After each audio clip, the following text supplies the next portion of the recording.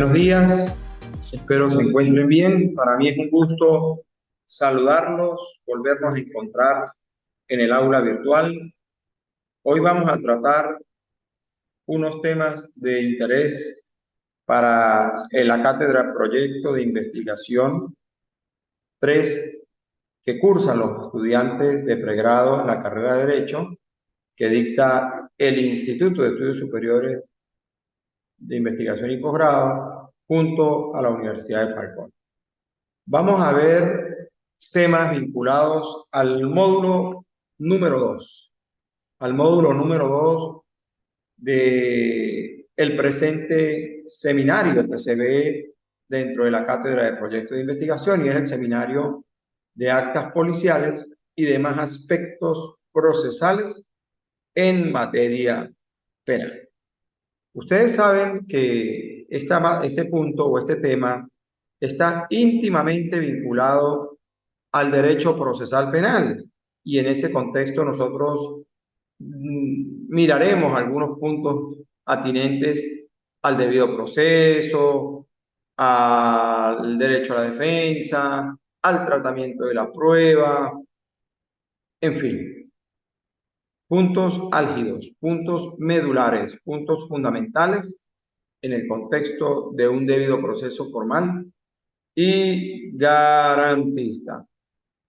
Bueno, aparte de todo, quería decirles que en el marco de este seminario es importante que ustedes vayan repasando un material importante que ha venido resurgiendo en los últimos tiempos recientes, que son unos manuales vinculados al tema de la investigación criminal, y que al final de la cátedra les voy a tratar de referir a modo de referencia para que ustedes no pierdan la visión y la perspectiva con la que han de seguirse manejando los procedimientos o los procesos de investigación en el ámbito penal.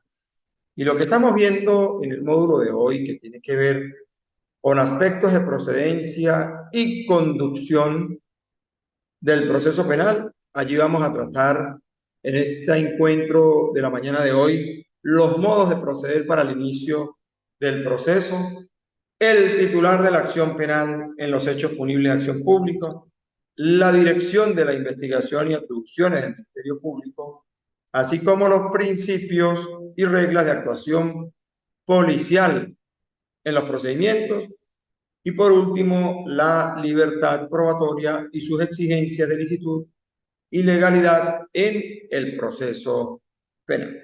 Para entrar en materia, vamos a puntualizar lo siguiente. Hay unos modos de proceder.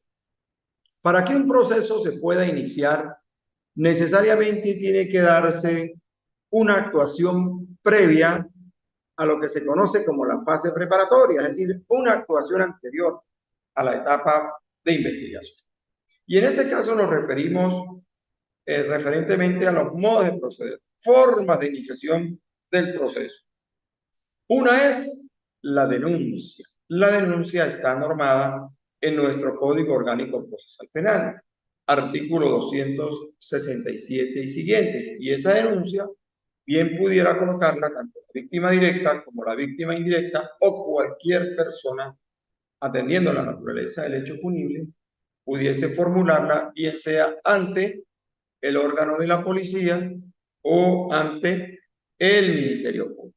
Entonces, cuando hablamos de denuncia, ¿qué ocurre? La persona que ve que se produce un robo o la persona que sufre las consecuencias directas de algún delito se traslada a un cuerpo policial y formula su correspondiente denuncia.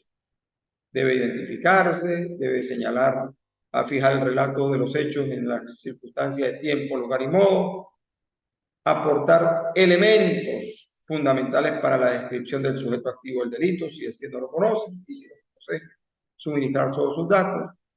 Y a partir de allí, el órgano policial deberá trasladarse al sitio donde ha ocurrido el hecho y cumplir un conjunto de actuaciones en el marco de las diligencias urgentes y necesarias que están previstas en el artículo 266 del Código Orgánico Procesal Penal. Entonces, hay un conjunto de actuaciones que tiene que cumplir el órgano policial. Y esas actuaciones están, como dije hace segundos, fijadas en el artículo 266 del Código Orgánico Procesal Penal. ¿Y a qué se refieren esas actuaciones del artículo 266 del Código Orgánico Procesal Penal? Se refiere sencillamente a lo siguiente. Se refiere sencillamente a lo siguiente. Si la noticia es recibida por las autoridades de la policía, estas la comunicarán al Ministerio Público dentro de las 12 horas siguientes y solo practicarán las diligencias urgentes y necesarias. Las diligencias necesarias y urgentes estarán dirigidas a identificar y ubicar a los autores y partícipes del hecho punible y al aseguramiento de los objetos activos y pasivos relacionados con la perpetración. Entonces, a eso se refiere el actuar policial en el marco de la recepción de una denuncia. Tiene 12 horas para practicar la diligencia urgente y necesaria sin la intervención del órgano del ministerio.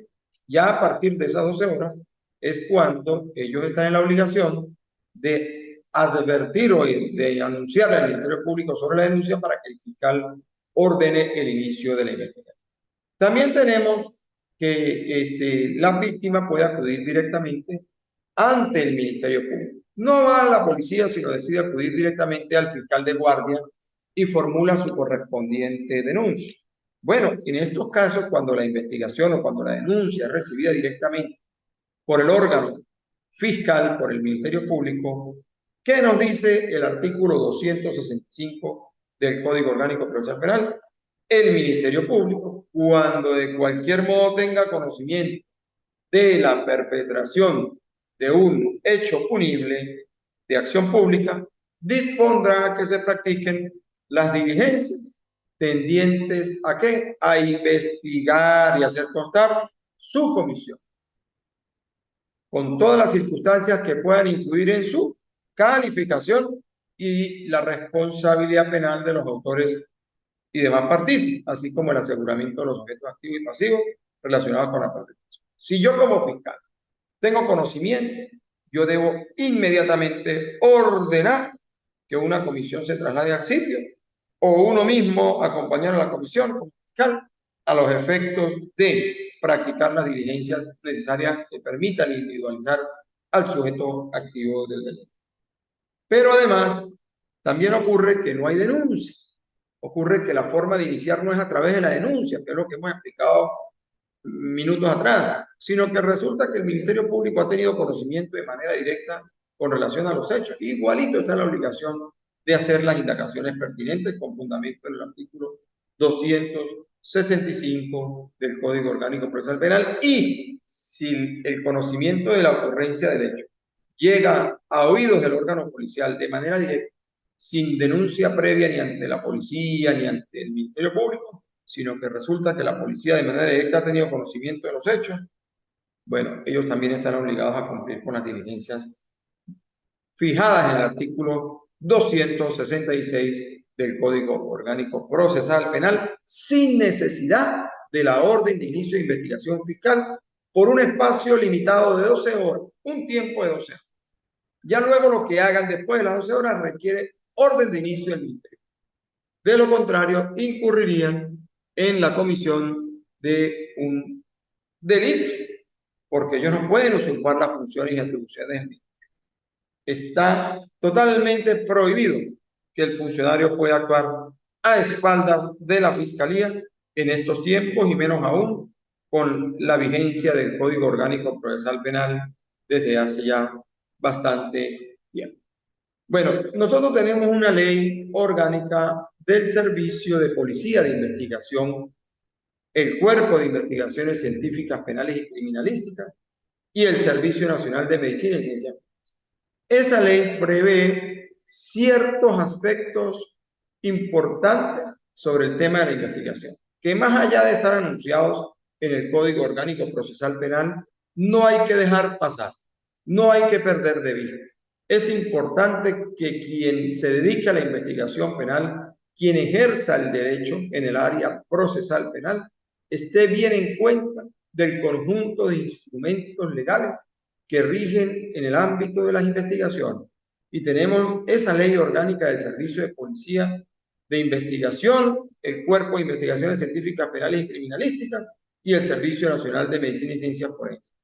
Y esa ley nos permite definir un conjunto de aspectos vinculados a la investigación. Se entenderá como investigación el conjunto de diligencias ordenadas y orientadas. ¿Para qué? Al descubrimiento y comprobación científica del delito. Sus características, la identificación de los autores y demás partícipes, así como el aseguramiento de los elementos u objetos activos y pasivos de utilidad para la investigación. ¿Y a quién corresponde dirigir esa investigación policial? Al Ministerio Público.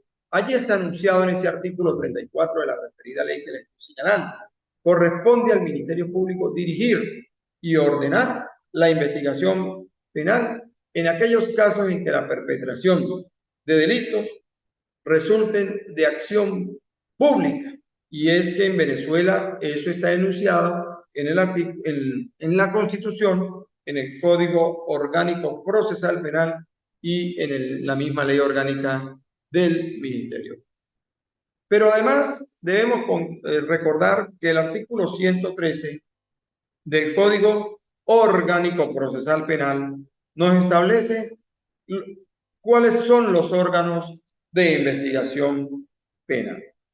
Y nos dice lo siguiente, fíjense, a nivel del 113, los órganos de investigación son órganos de policía de investigaciones penales, los funcionarios a los cuales la ley acuerde tal carácter. Y todo funcionario que deba cumplir funciones de investigación que el Código Orgánico Procesal Penal establece. Sobre esto debo hacer un pequeño paréntesis porque nosotros tenemos un tema que debemos abordar con respecto a los órganos de investigación y es el hecho de que nuestra Carta Constitucional establece que en cuanto al tema de la Fuerza Armada, fíjense, dice que la Guardia Nacional cooperará en el desarrollo de dichas operaciones y tendrá como responsabilidad básica la conducción de las operaciones exigidas para el mantenimiento del orden interno del país. La Fuerza Armada Nacional podrá ejercer las actividades de policía administrativa y de investigación penal que le atribuya la ley. Entonces tenemos el Cuerpo de Investigaciones Científicas, Penales y Criminalísticas, las policías municipales, las policías estatales, la Policía Nacional, el SEBIN, la Dirección General de Contrainteligencia Militar, en fin, un conjunto de organismos de inteligencia, de contrainteligencia, policías preventivas, represivas, policías técnico-científicas, en fin. Pero también tenemos unos componentes de la Fuerza Armada que resultan también órganos de apoyo a la investigación penal, dependiendo de la naturaleza del delito. Entiéndase aquí, por ejemplo, en los casos de extorsión y secuestro, el grupo CONAS, que está adscrito al grupo, a la Guardia Nacional. Tenemos también el caso, por ejemplo, en el tema de la Ley Orgánica de Seguridad y Defensa de la Nación, la contrainteligencia, el DGCIM, la Dirección General de Contrainteligencia Militar. Tenemos también otros cuerpos como por ejemplo el ejército mismo en zonas de frontera, donde el ejército cumple una tarea fundamental en materia de soberanía y seguridad y defensa de la nación. Tenemos también a la Guardia Nacional Bolivariana en materia aduanera, en materia de orden público, es decir, dependiendo de la naturaleza del hecho, ese componente o ese órgano componente de la Fuerza Armada será considerado como un órgano de investigación penal, también en atención a lo que estábamos señalando hace minutos en el artículo 329 de la Constitución de la República Bolivariana de Venezuela. Bueno, y corresponde a las autoridades de la policía, ¿verdad?, de investigaciones penales, la práctica de diligencias conducentes a determinar la ocurrencia de los hechos, identificar a sus autores o partícipes bajo la dirección del Ministerio Público. ¿Qué diferencia hay entre autores y partícipes?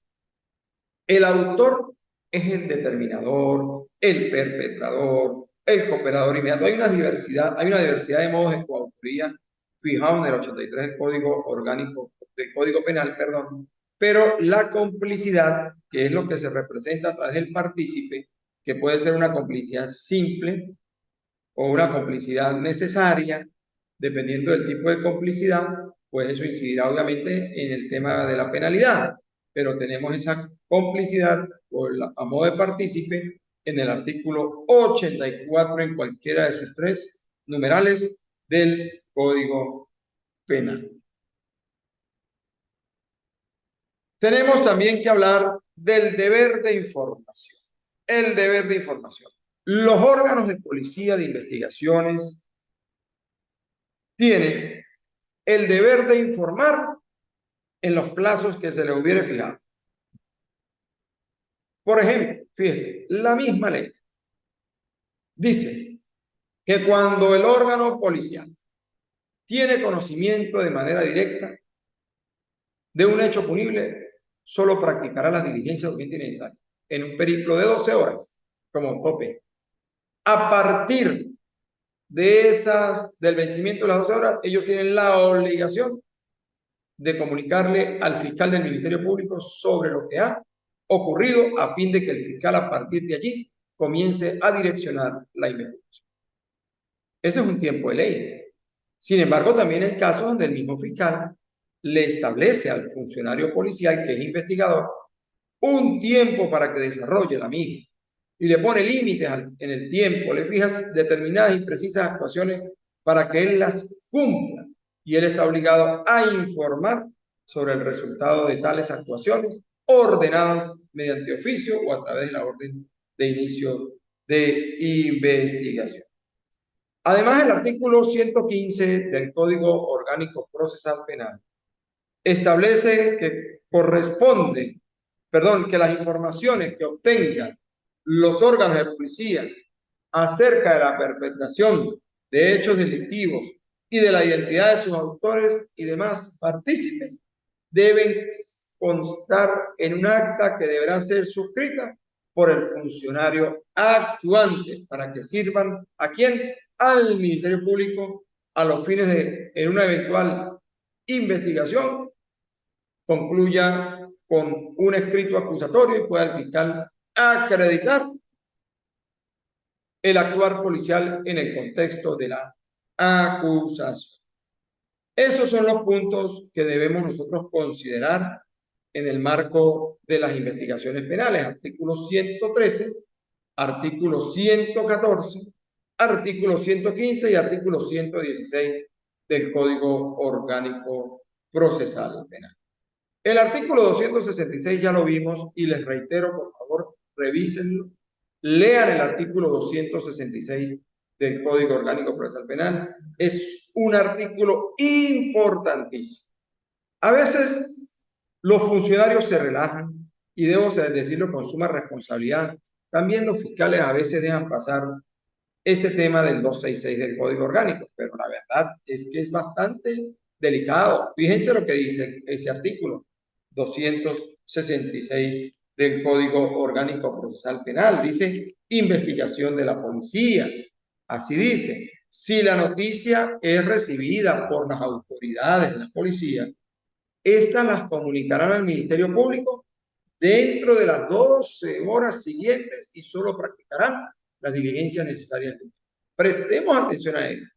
Es un imperativo.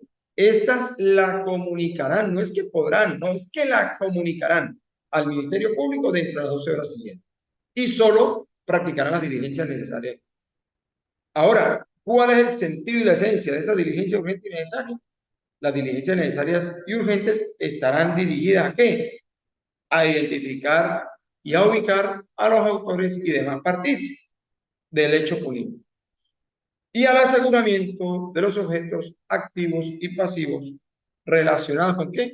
Con la perpetración del hecho cometido. De allí la importancia de que toda actuación que ocurra después de las 12 horas del 266 pudieran ser demandadas de nulidad por quebrantamiento del debido proceso.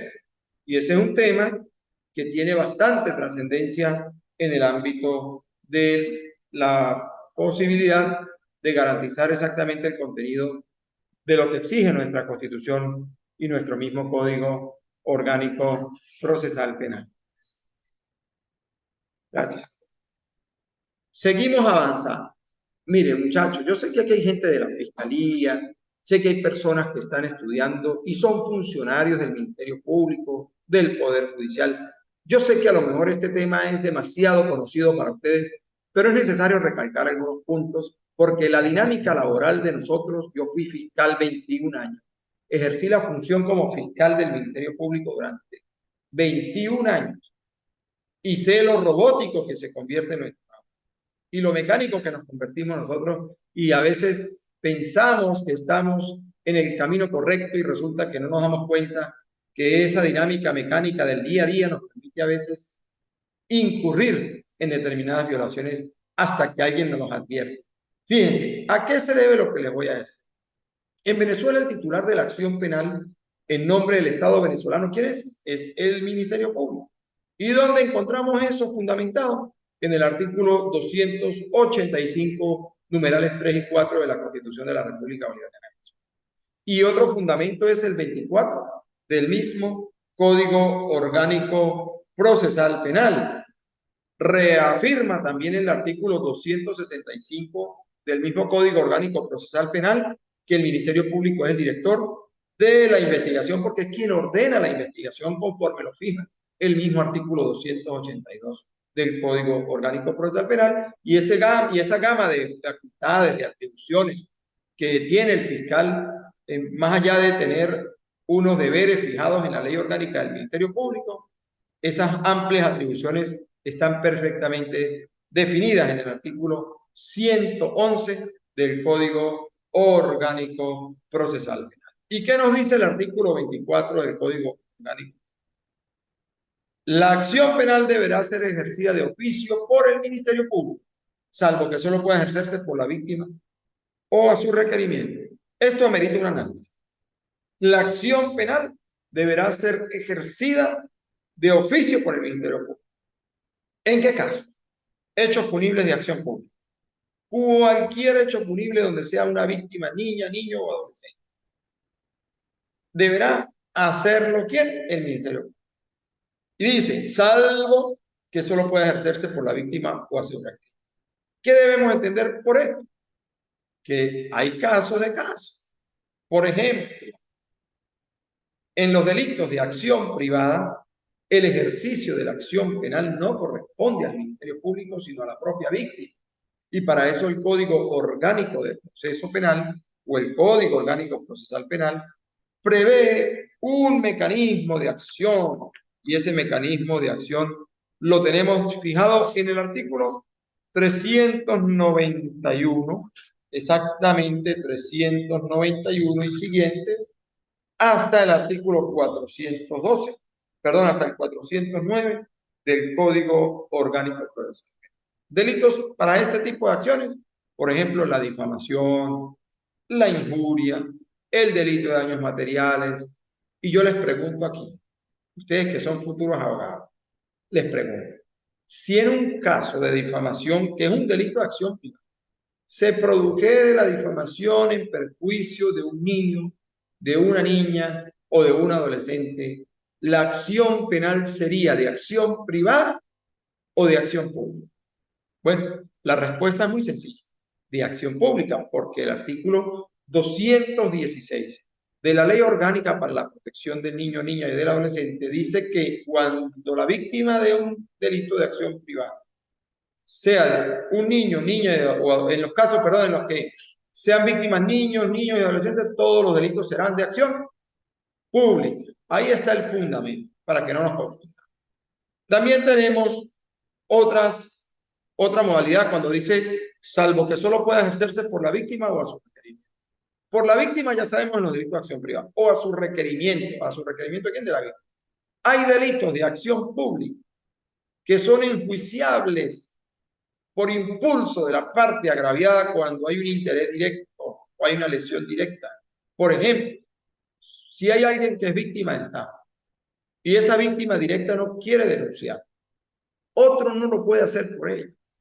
No lo puede hacer porque son delitos muy peculiares que requieren la actuación directa del afectado más allá de ser delitos de acción pública. Entonces hay delitos de acción pública que proceden de oficio, ¿verdad? Por conocimiento de la misma autoridad, pero hay delitos de acción pública que requieren instancia, impulso de parte de la parte agraviada directa. Como también existen delitos de acción privada, para que tengamos bien claro eso. Hemos reiterado durante este encuentro que el director de la investigación es el fiscal del Ministerio Público, así lo fija el artículo 265 del Código Orgánico Procesal.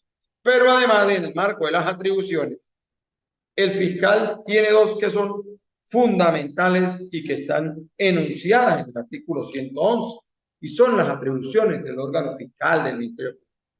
El numeral primero refiere a que el Ministerio Público es titular, debe dirigir la investigación penal y establecer la identidad de sus autores y partícipes.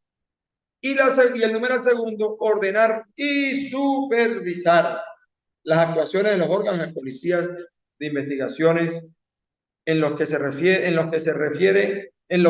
la adquisición y conservación de los elementos de justicia. Esos son los dos primarios, más allá de una gama de otras disposiciones que están en el restante de los numerales hasta completar 19, que son importantes. Por ejemplo, requerir a los organismos policiales altamente calificados la práctica de experticia. ¿Cuál es la finalidad?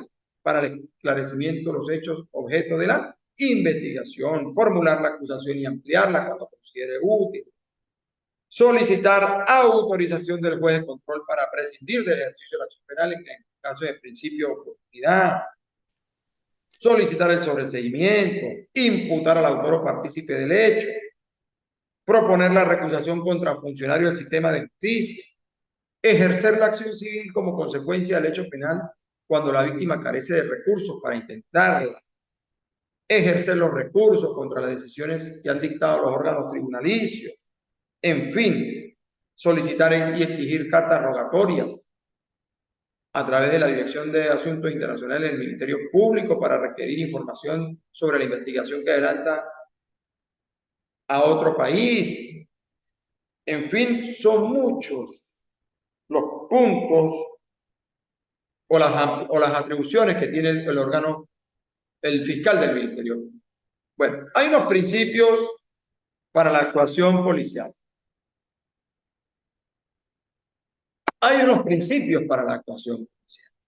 El artículo 119 del Código Orgánico Procesal Penal establece unas reglas para la actuación policial. Y es un tema bastante delicado porque está vinculado en esencia a los derechos humanos. Recuerden que nuestra Constitución dispone o fija los derechos humanos en un título tercero. Si mal no recuerdo, del artículo 119 al 135 encontrarán, perdón, del 19, artículo 19 al 135, encontrarán toda una gama de artículos vinculados al tema de los derechos humanos. Y los derechos humanos cobran vigencia en Venezuela. Nosotros en Venezuela tenemos la ley especial para la prevención de la tortura, los tratos crueles, inhumanos o degradantes, que está vigente desde el año 2013 y es de suma relevancia para la actuación de los funcionarios. Funcionario que no conozca esa ley puede incurrir en el error de creer que el maltrato no es delito en Venezuela para ellos, y es importante que ellos tengan conocimiento de esa ley. Las reglas de actuación policial están dispuestas en el artículo 119 del Código Orgánico Procesal Penal. ¿Y qué dispone ese artículo? Las autoridades de policía de investigaciones penales deberán detener a los imputados en los casos que este código ordene. ¿Cuándo lo ordena? Cuando sean sorprendidos en la comisión de un delito en flagrancia o cuando exista una orden judicial preventiva de libertad, dispuesta conforme al artículo 236 del Código Orgánico Procesal. Y cuando se va a practicar la detención de esa persona, pues El código establece unos parámetros y primeramente el uso de la fuerza en caso estrictamente necesario y en la proporción que lo requiera la ejecución de la detención. ¿Qué quiere decir esto? Que si la policía tiene tomada una persona y controlada sin mayor oposición al arresto o a la detención, debe en todo caso el órgano policial o el funcionario policial hacer uso racional de la fuerza, evitar el maltrato, evitar el maltrato, evitar el maltrato del funcionario, de la persona, el maltrato en la actuación. Si lo tenemos ya sometido, controlado, no hay necesidad de golpearlo, no hay necesidad de mechonearlo, no hay necesidad de empujarlo, no hay necesidad de escupirlo, porque eso es parte del maltrato que se debe evitar y que pudiera conducir a que el funcionario sea imputado por una fiscalía en materia de chuma. No usar armas, salvo que haya resistencia que cause un verdadero riesgo a la vida o integridad física de la persona. Si estamos frente a una persecución policial, policía corre detrás del sujeto que ha arrebatado la cadena a una dama y el sujeto corre sin armas en sus manos y queremos alcanzarlo, queremos detenerlo. ¿Será necesario que el funcionario dispare contra la persona que huye, poniendo en riesgo la vida del mismo sujeto y la vida de los demás que están transitando por esa vía? No. El órgano policial está entrenado para detener personas que cometen delitos y habrá que diseñar algún mecanismo de inteligencia o algún mecanismo de persecución o de logística para materializar la captura de esa persona, pero no hay que usar armas de manera irresponsable. También están prohibidos los actos de tortura y otros tratos o castigos crueles, inhumanos o degradantes. Nosotros no podemos permitir eso. El funcionario policial que detiene a un sujeto activo que ha cometido delito, bueno, si lo tiene ya controlado, no es necesario permitir que la colectividad lo golpee ni que el mismo funcionario lo golpee. Son temas vinculados a los derechos humanos.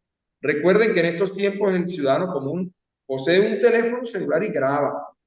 Y ese es el mejor reportero y el funcionario a veces, por lucirse, incurre en desmanes porque en esos tiempos calientes pareciera ser que la pasión se impone sobre la razón o la emoción se impone sobre la razón y lo hace cometer algunos actos no permitidos por la ley. No se deben presentar a los detenidos en ningún medio de comunicación social.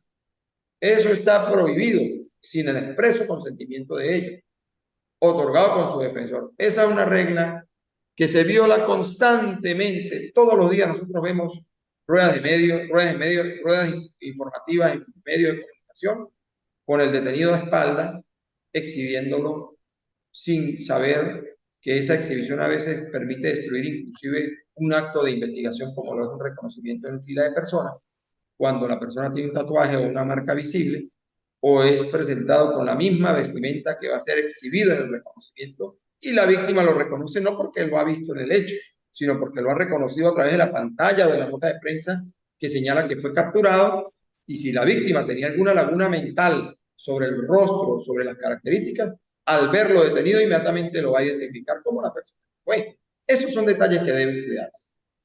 El funcionario que actúa sobre la base de un procedimiento policial debe identificarse como agente de la autoridad y cerciorarse de la identidad de la persona o personas contra quienes proceden su detención. Debe identificarse. Nosotros no podemos actuar sobre la base del anonimato, excepto que se trate de una operación encubierta, que en todo caso requiere autorización del juez de control de garantías en fundamento de qué? De la ley orgánica contra la delincuencia organizada y financiamiento del terrorismo. De lo contrario, es necesario que el funcionario se identifique plenamente durante su proceso. Al detenido hay que informarle sus derechos, decirle el motivo por el cual está siendo detenido y los derechos que tiene de comunicarse con su abogado de confianza, de comunicarle a la familia, de recibir visitas, de derecho a no decir nada en el tribunal, en fin. a no ser interrogados por los funcionarios actuantes en el marco de su propio procedimiento, comunicar a los parientes o personas relacionadas con el imputado el establecimiento donde se encuentra detenido. Bueno, el funcionario tiene la obligación de llamar al familiar y decirle su familiar está aquí detenido. Y hay que asentar el día, lugar y hora de la detención en un acta que no puede ser alterada en lo absoluto. Alterada en lo absoluto. Esos son los puntos relevantes, en todo caso, para el encuentro del día de hoy, sin ánimo de decirle que ya hemos terminado, todavía nos queda un puntico y tiene que ver con la libertad de prueba. Miren, el artículo 182 del Código Orgánico Procesal Penal establece la libertad de prueba. En el proceso penal se puede probar todos los hechos y circunstancias de interés para la correcta solución del caso y por cualquier medio de prueba, siempre y cuando ese medio de prueba sea incorporado al proceso, ¿verdad? Conforme a las disposiciones constitucionales y las previstas en el Código Orgánico Procesal Penal. Entonces, ¿qué debe valorarse para que un medio de prueba sea admitido? Primero, que tenga pertinencia, necesidad y utilidad con relación al hecho objeto de la imputación. Y también es importante que haya sido obtenida de manera lícita e incorporada de manera legal al proceso. Puede haber una obtención lícita, pero si el fiscal no promueve esa fuente de prueba ya como medio de prueba los efectos de la acusación en el tiempo de ley, pues lamentablemente luego no podrá hacerlo, porque la producción de pruebas está sujeto al principio de preclusividad de la prueba. Hay oportunidades procesales para eso y no debe considerarse entonces la libertad como un libertinaje de la prueba o sobre el tratamiento de la prueba. Miren, también debo decir que el artículo 291 del Código Orgánico Procesal Penal permite que el Ministerio Público pueda convertirse directamente en un órgano propio de investigación sin el apoyo del órgano policial.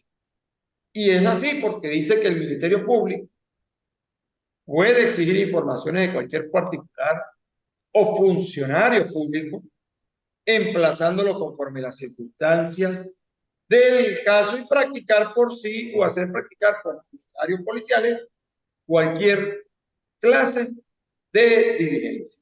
Los funcionarios policiales están obligados a satisfacer el requerimiento de ¿quién? Del Ministerio Público. Y nos queda también en el ámbito del tema de la prueba, por llamarlo así, en el marco ya de la propia investigación, el asunto relacionado con las pruebas anticipadas, cuyo fundamento está en el artículo 289 del Código Orgánico Procesal Penal y que amerita una discusión profunda que no va a ser hoy, sino en el próximo encuentro que vayamos a tener. Por el día de hoy hemos cumplido con este tema del módulo 2 del seminario de actas policiales y demás aspectos procesales en materia penal. Continuaremos en los próximos días con el tercer encuentro. Nosotros vamos a tener 6 encuentros. Ya hemos tenido 2 encuentros por el día de hoy. Ya está fijada la actividad de la unidad 2. A partir de mañana estaremos revisando la unidad 3 y ahí fijando la actividad. Es importante que vean las videoclases que están en cada módulo, que permiten ilustrar cada tema más allá del material que puedan encontrar allí colgado. Y el encuentro posterior que tengamos, porque a mí me interesa que lean y que miren esas videoclases antes del encuentro. No sé si José Morales, Nancy Yamile, Nancy Albarracín deseen hacer algún aporte, comentar algo, no sé, quedo atento.